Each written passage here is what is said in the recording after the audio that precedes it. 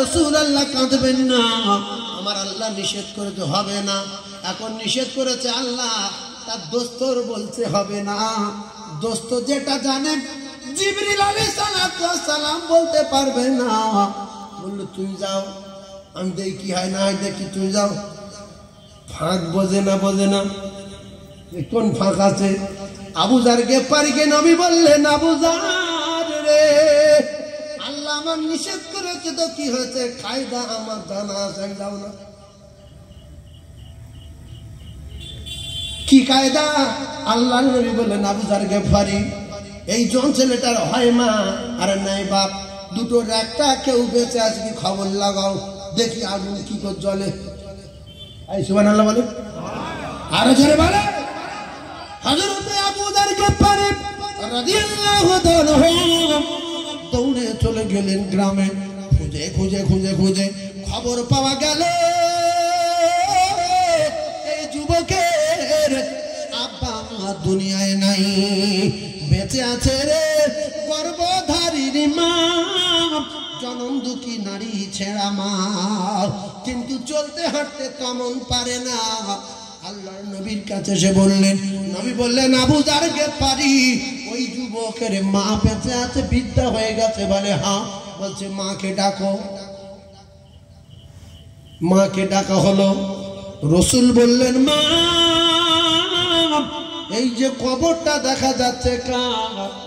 বলছে, ইয়া রাসূলুল্লাহ, ওইটা আমার কলিজার টুকরা বেটার কবর, আমি পেটে ধরা মা।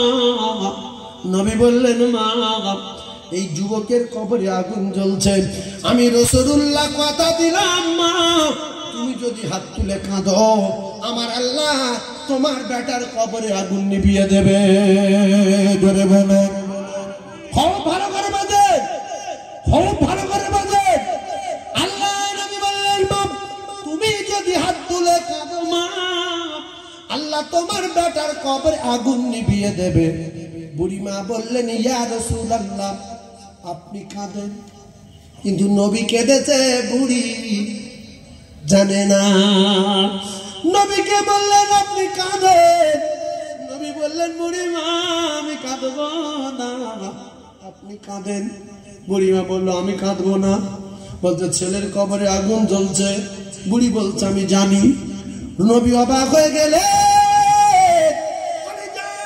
বেটার কবরে আগুন জ্বললে মা কেন হাত তোলে না?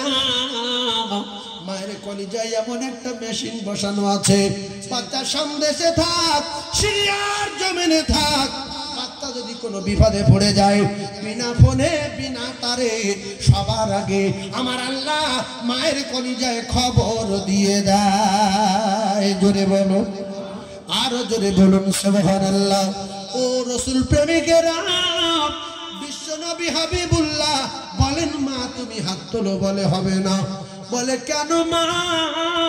মায়ের কলিজায় তো আল্লাহ অনেক দয়া দিয়েছে, বাচ্চার কবরে আগুন জ্বললে মা কেন হাত তুলবে না? বুড়ি বলছে, আমি গেলাম, আপনি দোয়া চান।